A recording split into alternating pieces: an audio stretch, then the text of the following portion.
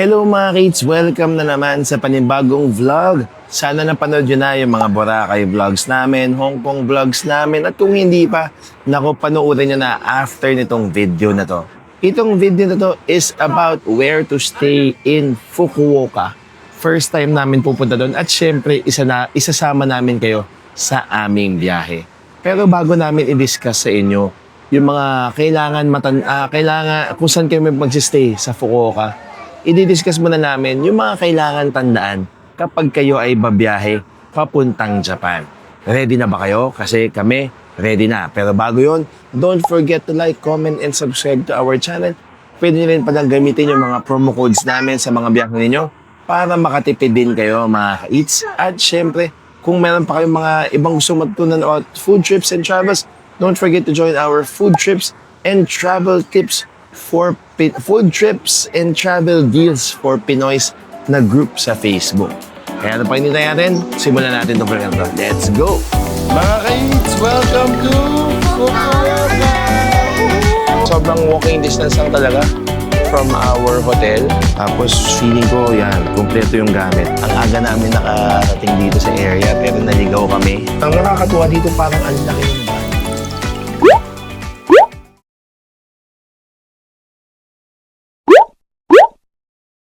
Mga ka-eats, ito nga pala yung mga pre-prepare namin for our flight to Japan. Siyempre, unang-una, after ng mag-book and all, kailangan meron kayo nung yung sa Visit Japan na website. Kailangan hindi nyo makalimutan i-fill out yung form na yon, tapos i-save, i-screenshot din nyo yung QR codes na lalabas doon, tapos i-save nyo na siya sa isang album para madali nyo nang hanapin. And then after nun, 3 days prior to your flight is yung e-travel. And then kapag meron na kayo ng mga yon, pwede na kayong yung eSIM, kung compatible yung phone nyo for eSIM, pwede din siya. And then yung mga activities na i-book nyo, pwede nyo lang i-book ahead para pagdating nyo doon, less hassle na magbubook kayo on the day. And then pagdating naman sa airport, syempre kung hindi pa kasama sa ticket ninyo yung inyong travel tax, pwede kayo magbayad sa airport. Kapag may kids kayo na 12 years old and until 2 years old to 12 years old, 50% off siya sa travel tax. Tapos kapag infant naman 0 to 2, libre naman siya. Tapos pwede kayo magbayad using your GCash, your credit card. Yun nga lang, merong additional fees. So kung makaka-prepare kayo ng cash, okay yung cash. And then sa check-in naman, reminder pala kapag sa Japan kayo pupunta, bawal kayo magdala ng any meat products. So kunyari kakain kayo sa airplane, tapos hindi nyo naubos yung food nyo, hindi nyo siya pwedeng dalhin kasi bawal talaga siya. Yun. Mga ka-eats, sana nakinig kayo kay Mommy Bianca. Importante yung mga tips na yun para maging smooth yung inyong biyahe. At syempre, huwag nyo kalilimutan. Kasi minsan nakakalimutan i-check nyo mabuti yung visa, yung passport ninyo. Yung validity noon talagang importante yan para maging smooth ang inyong biyahe. Tapos yung mga QR codes niyo sa Japan, yung kaninyong QR code sa e-travel, sobrang importante rin yan kasi hahanapin yan sa airport kapag hindi agad kayo sa nila, at least meron kayo. So after a few minutes, dito na kami sa airport at mamaya sasakay na tayo sa ating flight na binook natin via Cebu Pacific na seat sale. So yung seat sale na yun is hindi siya masyadong mura, pero mura na rin siya for usual, no? 28,000 pesos yun. Tapos plus bagahe namin is around 7,000 plus. Tapos so inabot siya ng mga 36,000 pesos halos. Tapos yung hotel na ipapakita namin sa inyo mamaya kapag nandun na kami sa Fukuoka is around 40,000 pesos yung total. Kasi kinailangan ng amin mag-add ng extra person fee para kay Sabine kasi siya ay lagpas 7 years old na. So yun lang mga kids, abangan ninyo yung mga gagawin pa natin sa Fukuoka. At syempre, ipapakita namin sa inyo yung aming hotel, mag-hotel tour at room tour tayo mamaya. See you in Fukuoka.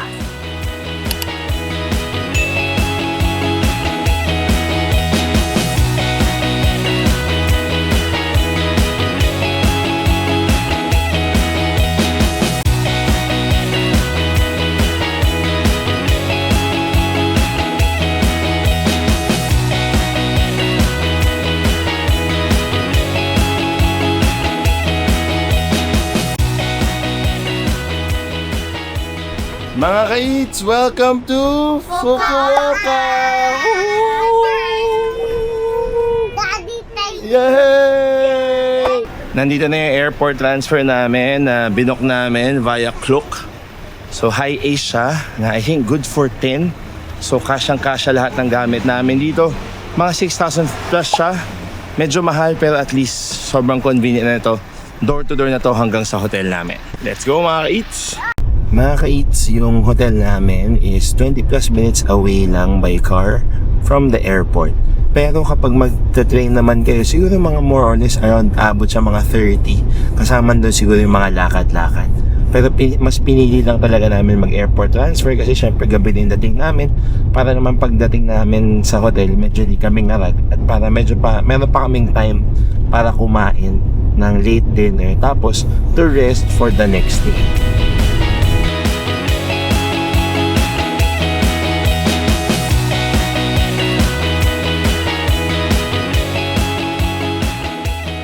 Hello mga ka-eats, grabe medyo matapos maligaw ng mga ilang minutes. Ang aga namin nakarating dito sa area pero naligaw kami. So apparently mali yung napin ko sa binook ko sa Klook na airport transfer. Tapos nakakalito yung kanilang Google Maps kasi yung Grand Base Haruyoshi saka Hotel Sui Haruyoshi. Isang location lang, yun pala ngayon, split up na siya. Pero same hotel pa rin. Same hotel group pa rin siya. So buti na mga 4-minute walk lang from saan kami bumaba. Nahanap din namin eventually. Tapos eto, nandito na kami sa Hotel Sui Haruyoshi. Nagsettle muna kami ng mga gamit-gamit. At ngayon maghahanap kami ng kakainan. So mabilis lang naman yung check-in process. Kailangan nyo lang bilangin. Adults and yung mga kids na 7 and above, 200 per night yung accommodation tax. So kami, ang naging total, kasi kasama ni si Sabine, 2,400 for 4 nights.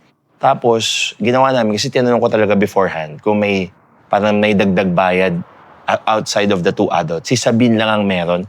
So parang ang nangyari is, dinagdagan ko siya ng mga 2,000 something pesos. So parang mga 6,000 yen yung naging total nung pagdagdag kay Sabine. Better na rin yun kaysa kumuha pa ng ibang kwarto.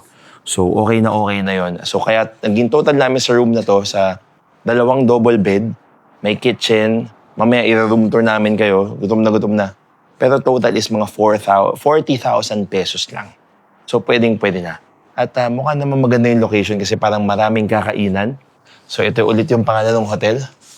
Hotel Sui Haruyoshi. So dati ata siyang Grand Base. So kaya nagkanda loko-loko sa Google Maps. So tara, hanap muna tayo ng kakainan. Let's eat! Hello mga ka-eats, maghihiwalay muna kami. Merong 7-Eleven doon. So sila Bianca bibili ng drinks. Tapos dito naman sa pagtawid lang dyan, meron parang take-out stand ng mga Japanese food. So doon ako titingin na makakain namin. Kita-kits tayo mamaya. Mga ka-eats, isa pala siyang karage stall. So, tinanong ko ang pangalan natin ng kanyang stall is Toyo Karage. So, parang ito, pag nakita niyo siya, parang siyang container van lang. Tapos, ito yung mga sets na meron sila. So, parang 3 piraso, 4 pieces, 5 pieces, hanggang sa parang mga 8 to 9 pieces. Ang total ko is 7,500, hindi pala, 2,430 yen. Nagdagdag na rin ako ng potato salad. So, ito yung kanilang picture dito. Potato salad. Yan. Tapos, ito yung meron pa silang merch dito. At meron din silang keychain. So, open sila mula 11 hanggang 9 p.m. lang daw. So, parang last order na ako. And mukha siyang masarap kasi before ako nag-order, meron ng ilang taong nag-claim ng kanilang mga in-order. Dito lang to, pulang stall. So parang pagtawid lang, 2 tawid mula sa Hotel Sui Haruyoshi. Tapos sila Bianca ngayon ay nasa 7-Eleven at mukhang naghahanap na sila ng mga maiinom at siguro may mga makakain pa tayo doon. Mga ka-eats, buti na lang pinagsilbihan pa ako. So parang second to the last customer. So ito yung nabili ko. No? Parang ano pala siya, 14 pieces ng karage total. At ito na sila Mommy B. Meron, they have ano? Wow! May smoothie. Oh, you hold on. This is the best thing. The best thing ever. That has in 7-Eleven, the drink, this is very delicious and healthy. Yes, the frozen fruits yan eh. Ano pa binili mo, Mami B? Tayo na, meron silang ramen bowl. Daddy, Ramen bowl, Tapos merong rice bowl. rice bowl. Hindi ako ng potato salad. Potato salad doon, yung dami ko binili. Meron Kaya 3 ko binili potato salad, pero okay lang. Tapos bumili siya yung paborito namin na green tea. So ano to, sobrang walking distance lang talaga from our hotel. And yung kanina pinagbilhan ko ng karage, na 11 to 9 lang talaga sila open is 2 tawid lang mga kids. So tara, balik na tayo sa hotel at tayo ay kakain na. After kumain, yung iniintay yung room tour, ipapakita natin sa inyo. Let's go!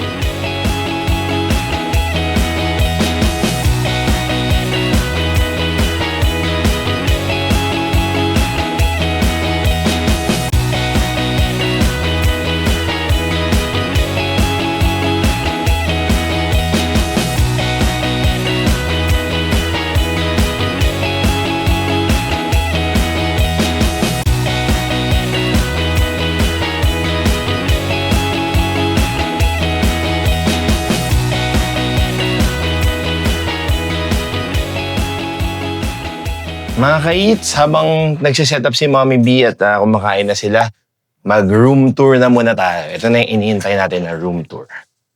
So ito, yung kanilang foyer area. Tama ba yan? Pagpasok mo, passcode yung pagpasok. Tapos, merong full-length mirror. At syempre, yung mga kasapatosan ay dito lang sa labas. Bawal sa loob. Ang maganda dito, merong storage agad. For the coats, for the jackets. Dito na yung stroller din natin. Tapos nakasara to kanina. So, ganito siya. So, ito yung pinaka living room and bedroom. Pero, bago yun, nakahiwalay yung banyo. So, nandito yung kanilang banyo. At dito nakalagay yung mga ibang reminders sa mga rules na meron dito.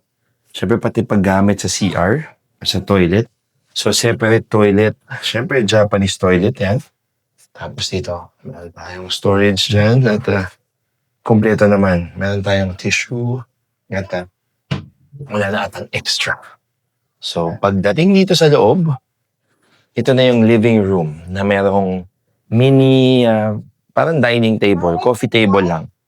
So, merong space naman dito. Meron tayong TV, may air purifier, AC na pwede ring heater. Hello, Mommy B. Gutom na. Meron tayong karage, rice, potato salad, ramen, at parang gyudon. Meron pasta. Tapos, yan yung binili natin sa 7-Eleven sa karage store. Meron tayong 2-door ref dito. Merong microwave, electric kettle, sink, para induction stove. Meron din silang exhaust. Tapos feeling ko, yan, kumpleto yung gamit. Kung kailangan natin ng mga spoon and fork, meron dito. Spoon and fork. Tapos meron silang mga pangluto dyan, mga ka-eats. Okay? Tapos dito, ano pa ba meron dito? Yan, ito pa, meron dyan mga tongs, ladle. Ito, mga plato-plato, mga glasses. So, kumpleto. Okay? Tapos, bago tayo pumasok sa banyo, ito na muna, bedroom na muna. So, yung bedroom is merong 2 double beds. Okay, maluwag naman siya enough, pero syempre kapag puro adults kayo, tapos marami kayong bagahe, baka maging masikip siya. May AC rin dito, may pa-painting dyan, tapos mukhang malinis naman yung kanilang kwarto. So, ito yung double bed. Nandiyan na yung mga tuwalya-tuwalya. Parang 1 set of towel lang per person. Okay, so, 4 lang yung prepare nila. Parang dapat 5 yan. Okay? Tapos, yung unan talaga, parang tigi-isa lang. Yun lang talaga.